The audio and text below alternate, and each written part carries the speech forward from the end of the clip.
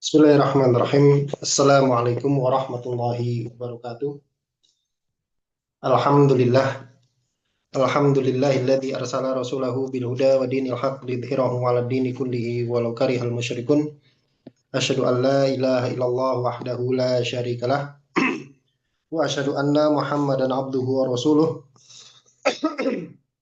Allahumma sholli wa sallim wa barik ala nabiyyina Muhammadin wa ala alihi wa ashabihi wa man tabi'ahum bi ihsanin ila yaumiddin. Allahumma inna nas'aluka 'ilman nafi'a wa rizqan thayyiba wa 'amalan mutaqabbala ma ba'd. Ayolah hafizakumullah. Alhamdulillah kita memuji Allah Subhanahu wa taala atas segala limpahan nikmat, taufik serta hidayahnya sehingga pada malam hari ini kita bisa kembali berjumpa, berkumpul, bermuajah insyaallah melanjutkan pengajian kita di kitab Nailur Roja Syarah Safinatin Najah yang ditulis oleh Syekh Ahmad bin Umar Asy-Syatiri rahimahullahu taala rahmatan wasi'ah. Ya. Kita berharap mudah-mudahan apa yang kita lakukan pada sore hari ini, malam hari ini, kita mengharapkan diri dari Allah Subhanahu wa taala dan kita diberikan nikmat oleh Allah Subhanahu wa taala berupa ilmu yang bermanfaat dan amal yang soleh. Amin ya rabbal alamin.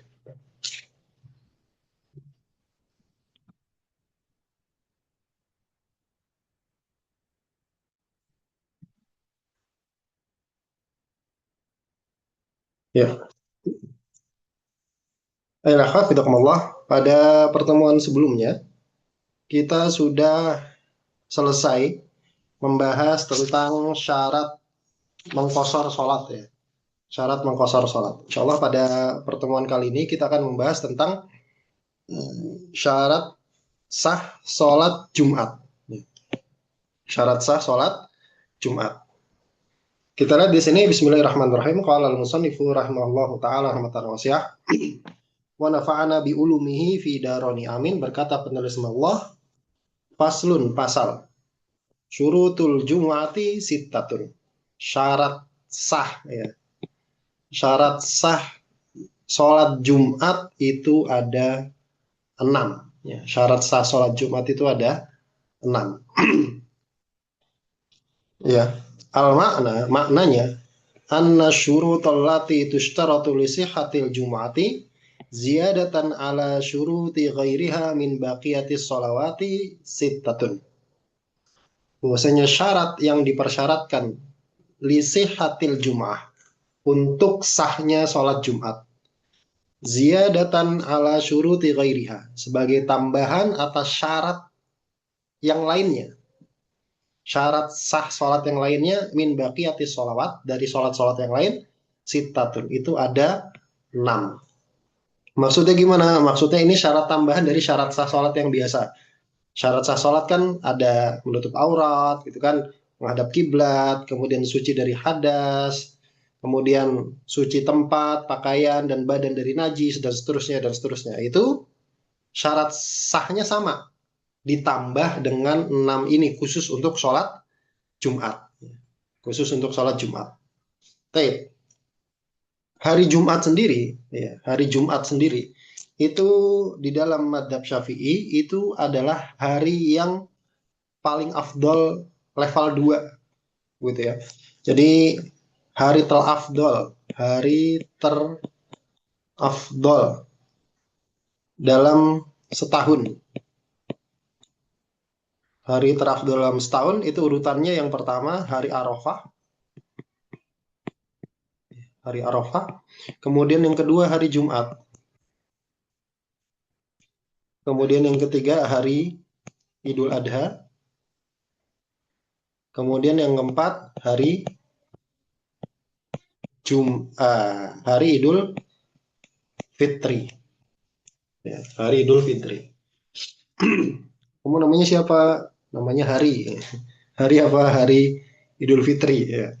Ya.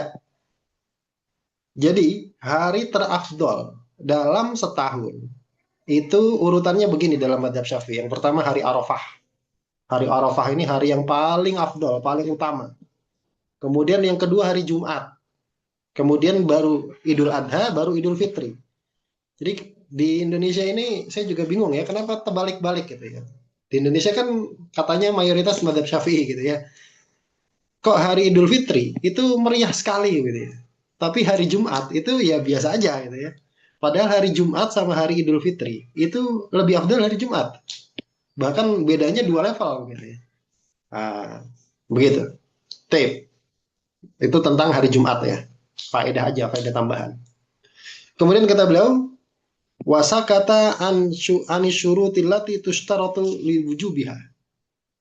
Dan penulis matan, ya, Syekh Salim bin Sumair al-Hadrami, itu beliau diam. Artinya beliau tidak menyebutkan tentang syarat wajib Jumatan. Kalau ini kan syarat sah. Nah, yang tidak disebutkan, yang tidak dijelaskan oleh penulis Safinah adalah syarat wajib Jumatan. Wahia sab'atun. Syarat wajib Jumatan itu ada 7. Syarat wajib Jumatan ada 7. Apa saja? Yang pertama adalah al-Islamu, Islam. Maka nggak wajib Jumatan atas orang kafir asli. Orang kafir asli. Orang kafir asli itu definisinya sebagaimana yang sudah-sudah ya. Orang kafir asli itu orang yang tidak pernah Islam sebelumnya. Itu disebut kafir asli. Kalau sudah pernah Islam sebelumnya, maka disebut kafir murtad. Kalau sudah pernah Islam sebelumnya disebut kafir murtad. Jadi syarat wajib Jumatan yang pertama adalah Islam. Kemudian yang kedua wal buluhu, baligh. Baligh. Ciri balik sudah kita bahas di pertemuan awal, ya. Di awal-awal kitab. Baligh. Maka orang yang belum balik itu nggak wajib Jumatan. Ya, orang yang belum balik itu nggak wajib Jumatan. Tapi kalau ada anak atau orang, anak kecil, dia belum balik, tapi sudah tamyiz. Sudah tamyiz, maka Jumatannya sah. Ya. Maka Jumatannya sah. Ya. Yang penting sudah tamyiz. Tapi wajib nggak? Nggak wajib. Ya, nggak wajib. Dan yang tamyiz, meskipun sah, tapi tidak dihitung yang 40. Bilangan 40. Nanti insya Allah kita bahas ya. Kemudian syarat wajib yang ketiga adalah wal aklu, berakal. Maka tidak wajib Jumatan atas orang yang tidak berakal, sebagaimana sholat. Ya.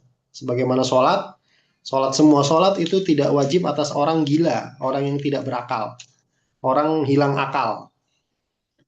Orang hilang akal contohnya apa?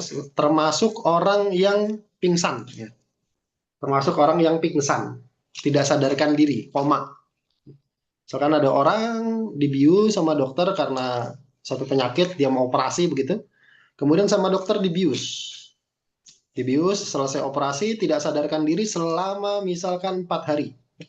Selama 4 hari ini dia ngelewatin hari Jumat.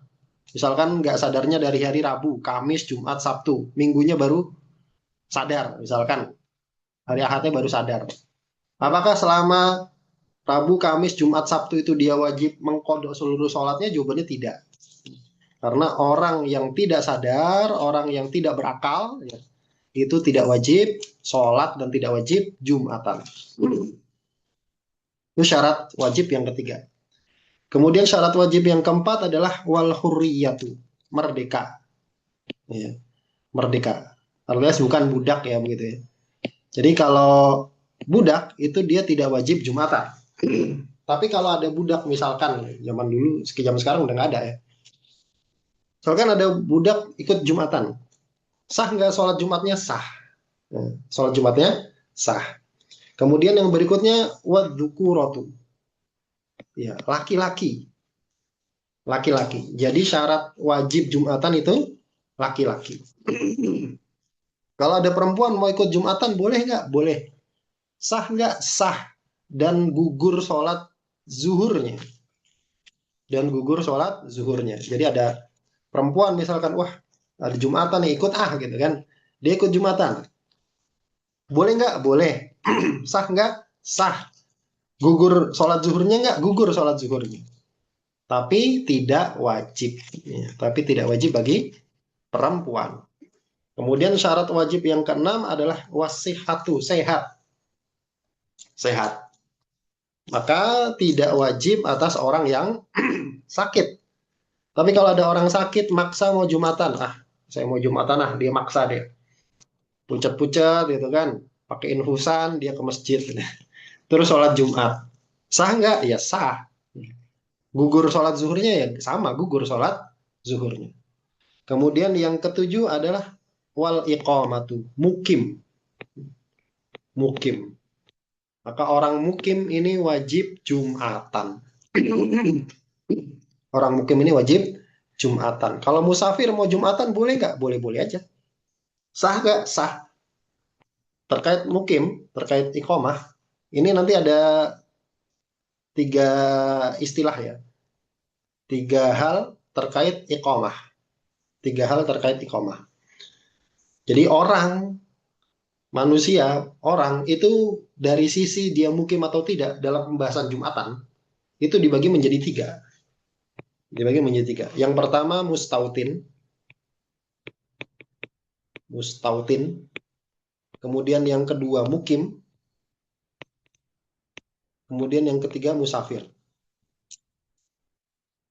Yang ketiga musafir. Ini tiga golongan orang terkait status Jumatannya ya. Mustautin itu apa sih? Kita lihat definisinya dulu ya. Mustautin itu orang yang menjadikan suatu tempat, satu daerah sebagai watonnya, sebagai tempat tinggalnya, sebagai negerinya. Yang mana dia kalau pergi, maka dia pulangnya ke situ. Dia nggak keluar dari kampungnya tersebut, dari tempat tinggalnya tersebut, kecuali karena ada keperluan. Itu yang disebut dengan mustautin. Di mustautin itu orang yang menjadikan suatu tempat, suatu daerah sebagai negerinya, sebagai tempat tinggalnya, sebagai ya tempat tinggalnya. Itu disebut dengan mustautin. Ya, orang yang menjadikan suatu tempat sebagai waponnya, sebagai negerinya, sebagai tempat kembalinya, sebagai tempat pulangnya. Yang mana dia nggak keluar dari tempat tersebut kecuali karena ada keperluan. Kalau keperluannya selesai, dia pulangnya ke situ. Pulangnya ke situ, itu namanya mustautin, tempat pulangnya. Kemudian yang kedua, ada yang namanya mukim. Mukim ini, itu definisinya orang yang stay, ya, singgah di satu tempat selama 4 hari atau lebih. Ya, gampangnya begitulah. Ini meskipun nanti ada rincian-rincian ya, tapi lebih gampangnya begitu. Mukim adalah orang yang stay atau tinggal di satu tempat selama 4 hari atau lebih. Lebihnya itu ya pokoknya lebih. Yang mana kalau urusannya selesai, dia akan pulang ke tempat tinggalnya, pulang ke kampungnya. Nah, mukim ini saya sering ngasih contoh, misalkan perantau, mahasiswa. Mahasiswa itu dia statusnya mukim, bukan mustautin. Kenapa? Karena kalau kuliah, mahasiswa perantau ya, karena kalau mahasiswa perantau ini kuliahnya udah selesai, dia pasti balik ke kampungnya. Ya minimal kan begitu. Dia minimal akan balik ke kampungnya. Nah, itu disebut dengan mukim. Jadi saya ulangi, mukim adalah orang yang stay di satu tempat selama 4 hari atau lebih. Ya, selama 4 hari atau lebih. Itu disebut dengan mukim. Yang mana kalau urusannya sudah selesai, dia akan pulang ke kampung. Masuk dalam mukim mahasiswa rantauan. Kuliahnya udah selesai, dia pasti balik. Nah, itu dia mukim dia. Kemudian yang ketiga statusnya namanya musafir. Nah, musafir kita tahu salah satunya adalah orang yang sedang safar. Atau orang yang stay tinggal di satu tempat tapi selama 3 hari atau kurang. Selain hari datang dan hari pulang ya. Jadi dia stay di satu tempat selama 3 hari atau kurang. Selama 3 hari atau kurang, sehari, 2 hari, 3 hari. Selain hari datang dan hari pulang. Itu disebut dengan musafir. Makanya kalau kemarin kan kita sudah sempat bahas ya. Di pembahasan seputar syarat kosor. Syarat kebolehan mengkosor sholat. Salah satunya ada musafir. Musafir ini siapa sih? Orang yang, salah satunya orang yang stay di satu tempat. Karena ada satu urusan. Itu selama 3 hari atau kurang, selain hari datang dan hari pulang. Maka kalau ada orang seperti ini, misalkan dia urusannya dari hari Selasa, Rabu, Kamis. Urusannya dari hari Selasa, Rabu, Kamis. Dia datang hari Senin, pulangnya hari Jumat. Dia datang hari Senin, pulangnya hari Jumat. Maka selama itu dia boleh melakukan rukhsah musafir sebetulnya. Karena dia statusnya musafir. Paham ya? Ini tiga. Mustautin, mukim, musafir. Nah, mana yang wajib Jumatan? Yang wajib Jumatan, mustautin, dan mukim. Ya, yang wajib Jumatan itu mustautin dan mukim. Maka kalau ada orang misalkan datang pergi stay di satu tempat selama 5 hari. Selama 5 hari. Selain hari datang dan hari pulang. Maka statusnya adalah mukim. Dia wajib Jumatan. Dia wajib Jumatan. Yang wajib Jumatan mustautin sama mukim. Tapi apa bedanya mustautin sama mukim? Meskipun sama-sama wajib Jumatan, yang dihitung sebagai pensah, pengesah jamaah Jumatan yang 40 itu adalah yang mustautin. Adapun mukim, dia wajib Jumatan, dia sah Jumatannya tapi nggak masuk bagian yang 40. Makanya kalau saya pribadi gitu ya, saya kalau Jumatan di Masjid Kampus Undip, itu saya lihat-lihat. Ini sebanyak ini, itu kayaknya mukim semua ya, bukan mustautin. Kalau ngikut madhab Syafi'i, seandainya yang mustautin itu nggak nyampe 40, meskipun banyak, misalkan yang datang Jumatan di Masjid Kampus Undip itu 500 orang atau 600 orang taruhlah, ya, meskipun harusnya lebih ya, kalau 1000 gitu ya. Kemudian dari 1000 itu, yang mustautin cuma 15 orang. Sisanya masih soal rantau semua. Maka meskipun jamaahnya 1000, itu nggak sah Jumatannya. Dalam madhab Syafi'i seperti itu. Meskipun jamaahnya 1000, itu nggak sah tuh Jumatannya. Makanya saya agak gariskan. Kalau Jumatan di masjid kampus. Ya. Mending di masjid kampung ya. Di masjid kampung. Ya begitu. Taib. Itu tentang syarat wajib Jumatan. Nah sekarang syarat sahnya apa saja? Tadi katakan ada 6 ya, ada 6 syarat sah Jumatan. Kita lihat, yang pertama adalah antakuna kulluha fi waktu dhuhri. Jumatannya seluruhnya dilakukan di waktu zuhur. Artinya dari zawal sampai masuk waktu asar. Itu dilakukan di situ. Dimanapun pokoknya boleh. Kayak sholat Jumat jam 2 siang boleh nggak? Ya, boleh-boleh aja. Selama masih waktu zuhur. Ya. Selama masih waktu zuhur. Maknanya, annal awwala min syuruti sihhatil jum'ah. Bahwasanya yang pertama dari syarat sahnya Jumatan, iqa'uha kulliha. Adalah melakukannya semuanya. Artinya semua ritual Jumatan. Maksudnya, ma'a khutbataiha, bareng dengan 2 khutbahnya, fi waktu zuhri, di waktu zuhur. Di waktu zuhur. Dan ini adalah madhab jumhur. Madhab jumhur itu sholat Jumat ya harus sudah masuk waktu. Makanya kalau datang nih, misalkan antum jadi khotib. Kalau saya kadang-kadang begitu, datang jadi khotib, saya tanya, kadang-kadang takmirnya udah, ayo Ustaz, naik, suruh naik ke mimbar. Saya tanya, udah masuk waktu belum? Belum. Ya sudah, nunggu dulu masuk waktu. Jangan belum masuk waktu, sudah mulai khutbah. Ini menurut madhab jumhur tidak sah. Menurut madhab jumhur tidak sah, kecuali madhab Hanabilah. Di dalam madhab Hambali, awal waktu Jumatan itu seperti waktu sholat id. Karena dalilnya apa? Dalilnya Hanabilah mengkiaskan dengan sholat id. Sholat Jumat kan sholat hari raya. Gitu juga sholat id. Sholat id kan sholat hari raya. Sholat id itu mulainya kapan sih? Ya dari terbitnya matahari. Jadi boleh tuh. Menurut madhab Hambali, sholat Jumat jam 9 pagi. Jalan Jumat jam 9 pagi itu boleh tuh. Dalam madhab Hambali. Nah, seperti itu. Kalau jumhur nggak boleh ya. Kalau jumhur nggak boleh. Jadi kalau misalkan kayak tadi, solusinya gimana? Sudah disuruh naik mimbar padahal belum masuk waktu sholat. Ya anggap aja ngikut madhab Hambali. Gitu. Kemudian kata beliau, fala yajuzu syuru'u fiha ma'asyaki fi baqa'i waqtiha. Maka tidak boleh memulai fiha dalam sholat Jumat tersebut ma'asyaki disertai keraguan fi baqa'i waqtiha. Dalam apakah waktunya masih ada atau tidak. Wala tasih dan tidak sah. Maksudnya gimana? Maksudnya begini, ada ini biasanya kejadiannya nggak di Indonesia ya. Kadang-kadang di luar negeri gitu kan.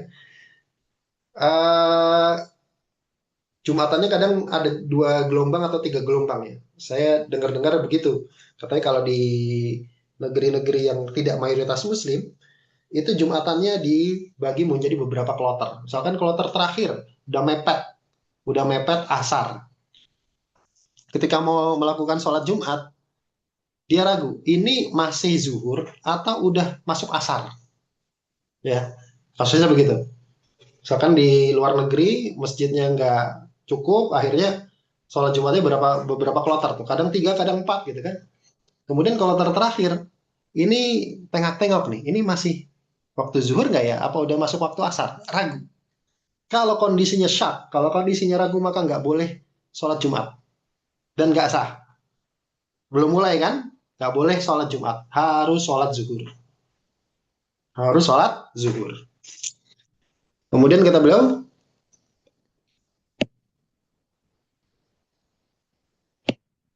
wa yuhrimuna bidzuhri wujuban idza daqal waqtu an yasa'aha ma'a khutbataiha bi aqalli mujzi'in. Dan wajib takbiratul ihram untuk sholat duhur. Wa yuhrimu dan mereka bertakbiratul ihram dengan sholat duhur. Secara wajib, artinya wajib takbiratul ihram untuk sholat zuhur. Wajib sholat zuhur gitu. Idza daqal waktu. Kalau waktunya sudah sempit. An yasaha ma'a khutbataiha biaqali mujziin. Untuk melaksanakan sholat Jumat plus 2 khutbahnya biaqali mujziin dengan minimal sah, kondisi minimal sah. Artinya kalau waktunya nggak cukup, kalau tadi kan kondisinya ragu sudah masuk waktu asar atau belum. Kalau ini dia yakin masih zuhur nih, tapi tinggal sisa 3 menit. Sisa 3 menit atau sisa 4 menit. Nggak cukup untuk 2 khutbah plus sholat Jumat dengan kondisi minimal. Ya. Khutbahnya rukun-rukunnya aja, sholat Jumatnya rukun-rukunnya aja. Ini nggak cukup nih. Maka ketika itu wajib takbiratul ihram dengan takbir untuk sholat zuhur. Jadi paham ya? Ini kan masail-masail. Pokoknya intinya sholat Jumatnya wajib di waktu zuhur.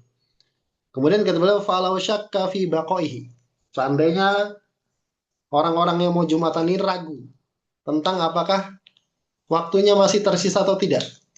Ya, tadi ya, ragu waktunya masih tersisa atau tidak. Fanawaha indakiyal waktu. Kemudian dia meniatkan Jumatan jika waktunya masih tersisa. Wa illa fadzuhru. Kalau enggak, maka saya sholat zuhur. Artinya ditaklik. Waktu niat, ya Allah nih kalau waktunya masih sempat, saya sholat Jumat. Kalau enggak, maka saya sholat zuhur. Ini kondisinya udah khutbah ya. Khutbah udah selesai, terus ketika mau sholat, ketika takbir, dia niatnya begitu. Kalau waktunya masih cukup, kalau waktunya masih ada, saya sholat Jumat. Kalau enggak, saya sholat zuhur. Maka sah menurut Ar-Romli, berbeda dengan Ibnu Hajar yang mengatakan tidak sah. Ini syarat yang pertama. Kemudian syarat yang kedua, syarat sah Jumatan yang kedua adalah wa antuqoma fi khittati baladin. Jumatannya dilakukan di batas kota, di bangunan yang ada di dalam kota. Artinya gampangnya begini, ini untuk sebagai gambaran ya. Zaman dulu itu biasanya rumah-rumah itu atau pemukiman itu akan ngumpul jadi satu. entah itu di pinggir sungai atau di sumber air. Kemudian biasanya di luar itu nanti ada sawah gitu ya, ada ladang, kemudian ada kuburan. Setelah itu udah hutan. Ya, setelah itu ada hutan. Atau kadang ada kota yang memang dikelilingi sama tembok kota, benteng. Ya, ini pemukiman gitu kan. Nah, sholat Jumat itu wajib dilakukan di dalam kota. Di dalam kota. Nggak harus di masjid. Ingat, sholat Jumat nggak harus di masjid. Tapi yang penting di dalam pemukiman, di dalam tempat pemukiman, di dalam kampung kah, di dalam kota kah. Gitu. Maka kalau misalkan ada orang, dia wisata, kemudian ke gunung misalkan, wisata ke gunung. Rame-rame 60 orang, rombongan. Kemudian di gunung, itu kebetulan hari Jumat, adzan zuhur. Kemudian mereka Jumatan di gunung, 60 orang itu. Maka Jumatannya tidak sah. Kenapa? Karena tidak dilakukan di pemukiman.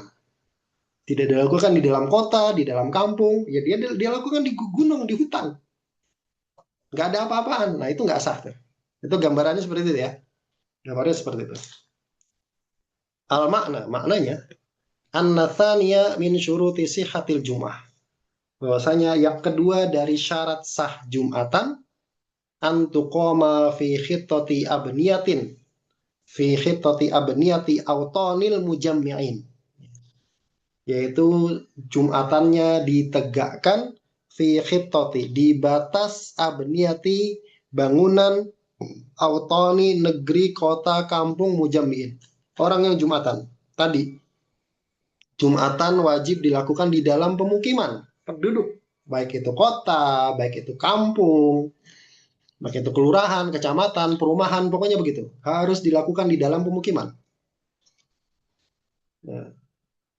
Walau min khosyabin, meskipun pemukimannya itu bangunannya dari kayu, ya, dari kayu. Au kosobin, atau dari bambu. Au safin, atau dari pelapah kurma. Baik, ini nggak ada masalah ya. Pokoknya bangunannya apa ya? Zaman dulu kan begitu ya. Bangunan rumahnya macam-macam. Assalamualaikum. Waalaikumsalam. Kalau misal di tempat kerja bagaimana? Misalkan di pabrik, ya sama. Tinggal lihat pabriknya itu ada di dalam kota, di dalam pemukiman, atau jauh di luar pemukiman. Misalkan tidak, kadang-kadang kan gitu kan, namanya kawasan industri itu kan jauh dari pemukiman. Atau kadang ada pabrik yang dibangun jauh di kawasan pemukiman. Kalau jauh dari kawasan pemukiman, tidak di dalam pemukiman, maka nggak sah Jumatan di situ. Indah Syafi'iyah ya. Indah Syafi'iyah nggak sah di situ. Kalau madhab yang lain, wallahu alam. Tapi kalau dalam madhab Syafi'i itu nggak sah. Kecuali pabrik atau kantornya itu di dalam pemukiman, di dalam kota. Misalkan sekelilingnya masih ada pemukiman, masih ada kota, masih ada apa namanya kampung, maka itu sah melakukannya di situ. Jangan kan di situ, jangan misalkan ada satu kampung, kemudian dia punya lapangan di luar kampungnya, ya di desa-desa di mana di luar Jawa ya terutama. Itu kadang-kadang seperti itu ya. Kalau di Jawa itu sudah sangat padat ya. Di luar Jawa misalkan ada kampung, terus di luar kampung ada lapangan. Terus ada orang yang melaksanakan Jumatan di lapangan tersebut di luar kampung, maka Jumatannya tidak sah. Jangankan di pabrik ya. Yang seperti itu juga tidak sah. Gitu ya. Jadi harus di dalam pemukiman. Makanya dulu waktu sempat ada Jumatan di Monas. Salat Jumat di Monas sah nggak sah? Itu jelas ya, itu sah ya. Kenapa? Karena masih di dalam kota, itu jelas. Masih di dalam kota ya. Kemudian wama bainahuma min kulli mahallin la yajuzu li muridi safari al qasru fihi. Wama bainahuma. Dan atau dilakukan di bagian manapun bainahuma, di antara bangunan-bangunan tersebut. Di antara bangunan-bangunan tersebut. Min kulli mahallin, dari setiap tempat la yajuzu, yang mana tidak boleh limuri di safari, bagi orang yang ingin safar al qasru fihi, untuk memulai kosornya di situ. Maksudnya tadi yang penting sholat Jumatnya itu masih di dalam pemukiman, di dalam pemukiman, di dalam kampung, di dalam kota, di daerah manapun yang mana kalau ada orang pengen safar, dia kosor di situ belum boleh. Kenapa? Karena masih di dalam kampung. Kemarin ingat salah satu syarat sah kosor itu sudah keluar kampungnya. Kalau masih di dalam kampung kan nggak boleh kosor. Nah itu sama. Kalau di daerah tersebut kita belum boleh kosor, berarti boleh atau sah melaksanakan Jumatan di situ. Sudah dipahami ya? Ada pertanyaan lagi?